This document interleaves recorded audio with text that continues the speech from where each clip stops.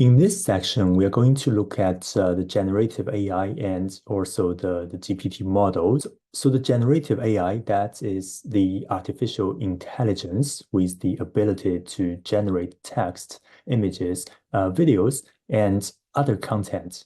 Think about when you chat with a chatbot, okay, with a few hints, you are able to let it produce paragraphs, writing an essay, generate a summary for your content, or producing images, producing logos for companies, okay, and also making films, compose music, lots of tasks that you think can be very sophisticated as human beings now can be conducted through the generative AI.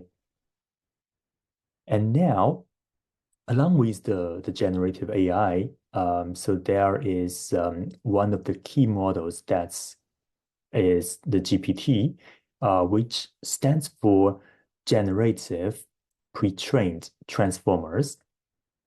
And we know what is generative, okay? Basically, the ability to generate the any digital content like the text, the images, videos, etc. And such ability is not equipped by nature. You know that in order to be very knowledgeable, you probably need to read a large amount of literatures, go through thousands of journals and readings, similar as GPT models and ChatGPTs.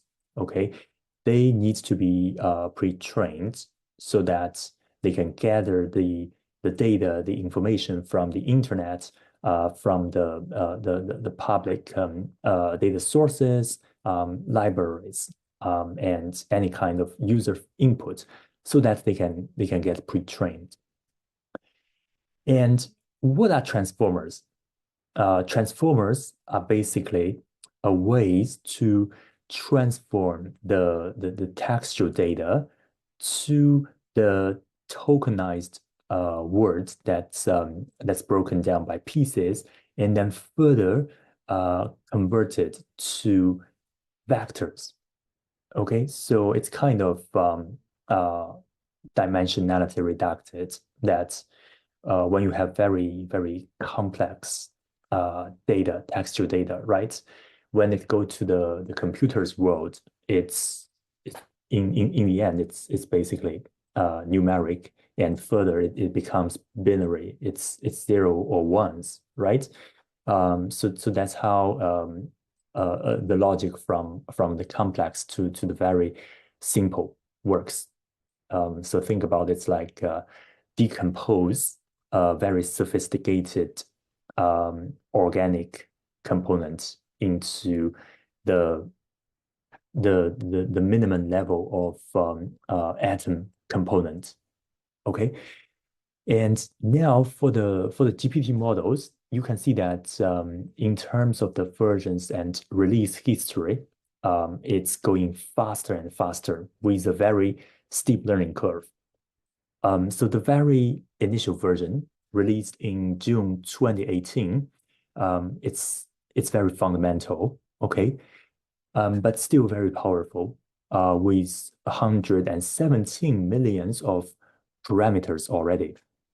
So this model, it's already introduced the concepts of the transformers.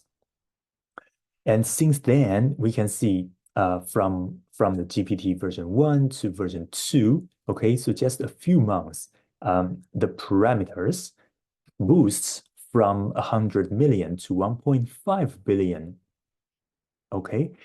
And it's a much larger model and can generate more coherent text. And further, we can see when it goes to GPT-3, okay? Again, it's a geometric level of boost from 1.5 billion to 175 billion parameters. You can see that it increases the significance in terms of the size, and also it make the model able to conduct the few shot learning, basically conduct the learning with very minimal level of training data. Okay. And now we are already on the GPT-4 released, and it's getting more and more powerful. In terms of the number of parameters, it's actually not disclosed, okay, because it's not finalized yet. It's just going too fast, and you can only imagine how big it's going to um, getting closer and closer to the infinity, okay, where it has the enhanced reasoning and complex task performance. Think about how complex tasks can human beings do, right? So it's because of these sophisticated models that we are able to see these brilliant applications and chatbots such as the chat GPTs, which we are going to explore in further sections.